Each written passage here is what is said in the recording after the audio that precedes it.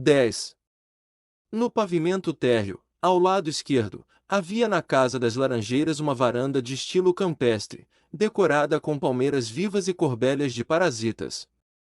Servia de sala de bilhar, e aí costumava Aurélia e o marido passarem a tarde, quando o tempo não convidava ao passeio no jardim. Aí foi Seixas encontrar 2 grandes quadros, colocados nos respectivos cavaletes. Na tela viam-se os esboços de 2 retratos, o de Aurélia, e o seu, que um pintor notável, êmulo de Vítor Meireles e Pedro Américo, havia delineado à vista de alguma fotografia, para retocá-la em face dos modelos. Ao olhar interrogador do marido, Aurélia respondeu: é um ornato indispensável à sala. Julga que seja indispensável?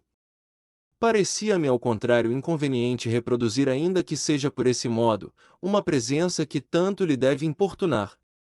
Não se tira retrato d'alma. Felizmente! Observou Aurélia com um misterioso sorriso que desde certo tempo acompanhava essas palavras de sentido recôndito. Seixas prestou-se passivamente ao papel de modelo. As sessões à tarde tinham ficado reservadas para ele a fim de não estorvar-lhe o trabalho da repartição. Aurélia retirou-se, deixando-o em plena liberdade. No dia seguinte, pela manhã, quando o pintor voltou para trabalhar em seu retrato, a moça, antes de tomar posição, fez-lhe suas observações acerca da expressão fria e seca da fisionomia de Seixas. Pintei o que vi. Se deseja um retrato de fantasia, é outra coisa, respondeu o artista. Tem razão, meu marido não anda bom. É melhor interromper seu trabalho por alguns dias, eu lhe mandarei aviso quando for ocasião. Essa tarde Seixas achou Aurélia inteiramente outra da que era nos últimos tempos. Sua expressão meiga, e sobretudo a candura e singeleza de seu modo, restauraram em sua memória a imagem da formosa menina de Santa Teresa, a quem amara outrora. Deixou-se aliciar por essa ilusão, embora estivesse bem convencido de que haveria dissipar-se de repente, e dolorosamente como as outras. Mas sua alma tinha necessidade de repouso e ainda mais do conforto de uma crença consoladora. Abandonou-se àquela doce quimera e quis persuadir-se de que revivia um idílio de seu passado. Aurélia trouxe a conversa para os assuntos que mais podiam seduzir um espírito poético e elegante como o de Seixas. Falou de música, de versos, de flores e de artes. Quando a ironia não lhe acerava a palavra, ela tinha uma exuberância de afeto e ternura que manava de seus lábios e derramava em torno de si uma atmosfera de amor. À noite tocou o piano e cantou os trechos prediletos do marido. Não era ela, de certo, apesar dos elogios de De Firmina, uma mestra, nem mesmo uma discípula exímia e correta. Mas poucas teriam seu gênio artístico, ela tocava por inspiração, e o canto eram as emoções de sua alma que ressoavam espontaneamente como os arpejos da brisa no seio da floresta. Os dias seguintes correram na mesma doce intimidade. À tarde no jardim, ou admiravam juntos as flores, ou lia no mesmo livro algum romance menos interessante do que o seu próprio. Seixas incumbia-se da leitura, e Aurélia escutava sentada a seu lado. Às vezes, ou porque se distraísse um momento, ou por sofreguidão de antecipar a narração, reclinava-se para correr os olhos pela página, onde ia brincar um anel de seus cabelos castanhos. Foi no meio de uma dessas cenas que o pintor apareceu de novo. Seixas deu sinal de contrariedade, que a gentileza de Aurélia conseguiu desvanecer. Conservou durante a sessão a mesma expressão afável e graciosa, que pouco antes iluminava seu nobre semblante, e que fora sua fisionomia de outrora, quando a subversão da existência ainda não o tinha revestido de gravidade melancólica. Na manhã seguinte, Aurélia, examinando o trabalho do pintor, viu palpitante de emoção a sorrir-lhe o homem que ela havia amado. Ele aí estava em face dela, destacando-se da tela, onde o pincel do artista o havia fixado com admirável felicidade. Era um desses retratos em que o modelo, em vez de impor-se, inspira o artista, e que deixam de ser cópias e tornam-se criações. Ainda Aurélia estava elevada em sua contemplação, quando chegou o artista, que recebeu seus elogios acompanhados de sinceros agradecimentos. O pintor supunha ter feito apenas uma obra de arte. Como podia ele suspeitar o segredo dessa mulher, viúva daquele marido vivo? O senhor há de tirar uma cópia desse retrato, para ficar na sala com o meu. Quanto a este, desejo que tenha o trajo com que me lembro de ter visto meu marido, quando o conheci. É uma surpresa que pretendo fazer-lhe. Compreende? Perfeitamente. Peço-lhe, porém, que não toque no rosto. Fique descansada. Aurélia explicou ao pintor o trajo que devia figurar no retrato do marido e tomou posição para concluir o seu. Ao voltar da repartição, notou Seixas que sua mulher não conservava a mesma disposição de ânimo em que a deixará na véspera. Não tornou a primitiva irritação, mas foi a pouco e pouco retraindo-se, e acabou por isolar-se de todo. Passava os dias encerrada em seu toucador. Quando aparecia, era sempre distraída e tinha o aspecto dessas pessoas que se habituam a viver no mundo da fantasia, e que, sentindo-se como aturdidas quando descem à realidade, refugiam-se em suas quimeras.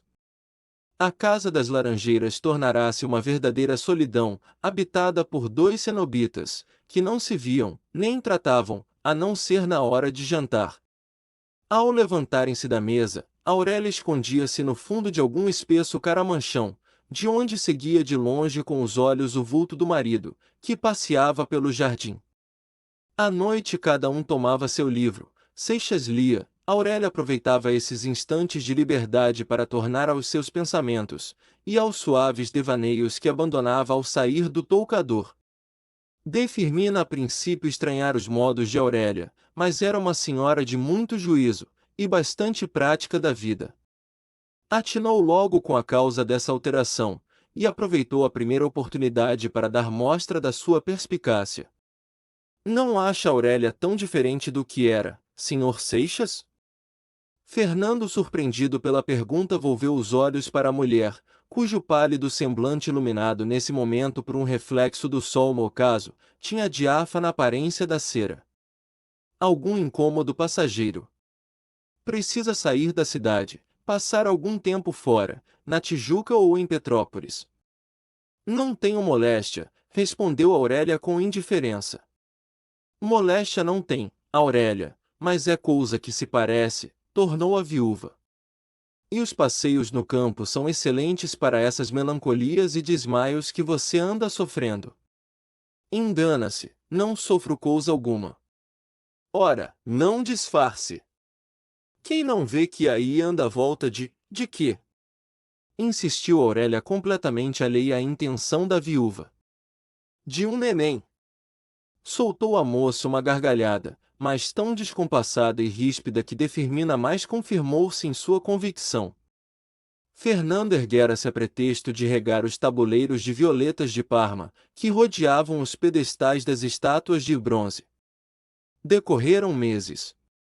De repente, sem causa conhecida, com o contraste e o improviso que tinham as resoluções dessa mulher singular, operou-se uma revolução na casa das Laranjeiras, e na existência de seus moradores. Saiu Aurélia do isolamento a que se condenara durante tanto tempo, mas para lançar-se no outro extremo. Mostrava pelos divertimentos uma sofreguidão que nunca tivera, nem mesmo em solteira. Entrou a frequentar de novo a sociedade, mas com furor e sem repouso.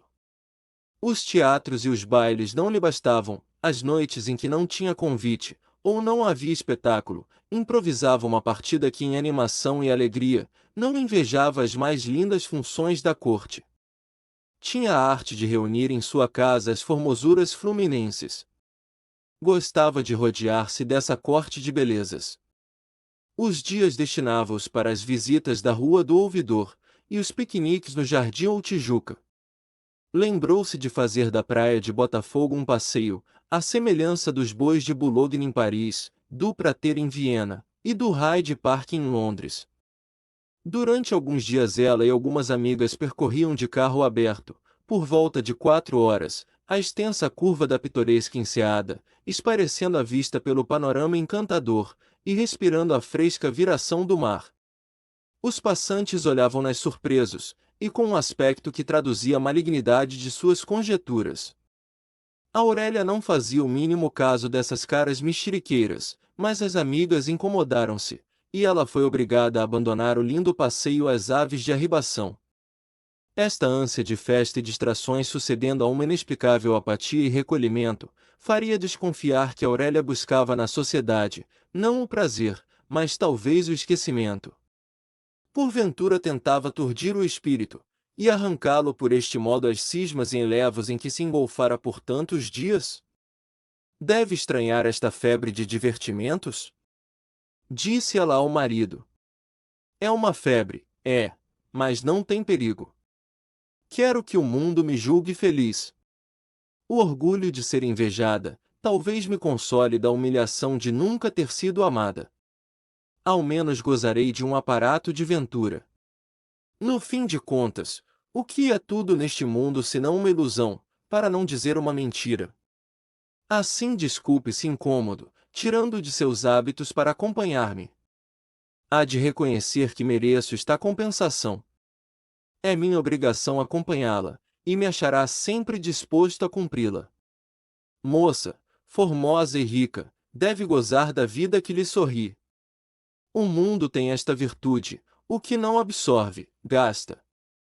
Daqui a algum tempo a senhora verá a existência por um prisma bem diverso, e do passado não lhe ficará senão a lembrança de um pesadelo de criança. É o que eu procuro justamente. Que não dera eu para apagar estas crenças, ou antes essas incomodas ilusões de minha infância, com que educou-se minha alma, e conformar-me à realidade da vida. Oh! Se eu o conseguisse! A reticência desfez-se nos lábios da moça em um sorriso sardônico. Então nos havíamos de entender.